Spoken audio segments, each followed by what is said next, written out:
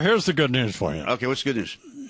As you perhaps know, Martha Stewart is out on, as the Eagles say, she's out on the loose, baby. So she's in Match.com, which you should be in, by the way. Yeah. You should join them. That was a good idea. But couldn't you see you and Martha Stewart together? Are you kidding me? First of all, First of all, you're not an unattractive man. I mean, well, I thank you. I don't mean anything by that, but I mean you're a good-looking guy. That's all right. You could tell me that in the men's room later. But the point is that Martha Stewart is about 30 years too old for me. One, two, she cooks all this health food stuff, which drives me crazy. I don't believe in it, with all due respect to your wife. And three, if I went to her house with all those flowers, it would be a acid flashback. I mean, it's just all of her prints and all that. Did you ever take acid? Huh? Did you ever take acid? Yes. Yeah, I did too. Man, I tell you, and that's the only thing you could get off on that stuff. Get off of it was Thorazine. Otherwise, you're up for 8 or 10 hours. And if you were on a bad run, boy, I'll tell you, we had a Chinese guy and I once did acid together, and first time, and he had a bad hit, and I had to take him to the hospital, and I pushed him in the emergency room door and ran out. First radio station I worked for was KUTY in Palmdale, California, and the program director was a guy who had been in an experimental program in Canada where they were taking massive doses of acid. Really? Yeah. And what was he like? Oh, he was a great guy. So yeah. Well, so then one acid head to another. I suppose. And then we used to go to San Francisco all the time and stand there in the park and drink wine and take acid.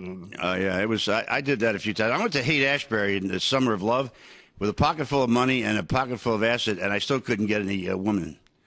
Well, that's why, Bernie. Don't you think? Don't you think Martha Stewart still looks pretty good, Mom? Yeah, but she probably looks like from your end. Yeah, from looking where you're looking down, but I'm having to look up. You know, it's she doesn't want to date somebody who looks like Larry King's overweight son.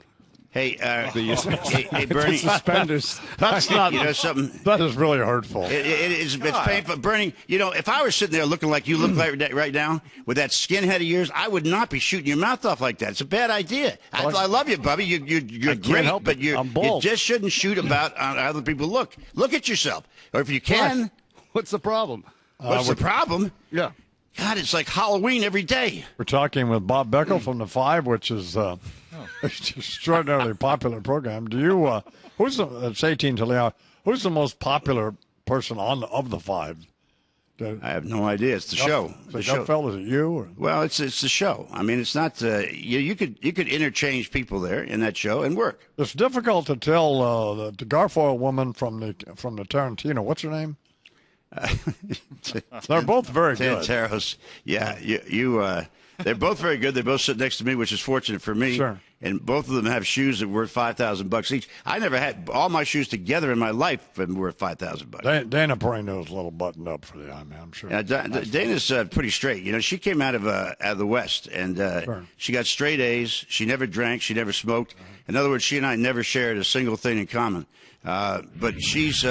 You know, she always couldn't believe some of these things about those of us who use cocaine. She said, "Did you really put that stuff up your nose?" I said, "Yeah, about $1 million worth." I mean, she said, "Are you kidding me?" I said, "No, it's a pretty expensive habit. You don't want to try to get started now." That's a great story, Bob. 17 till the hour here on the. Hey, what are you talking about? I've been listening to your stories about doing blow for 50 years. You want to give me a break? Really? 17. Yeah, seriously. Between you and me, we could fund this whole joint. So here's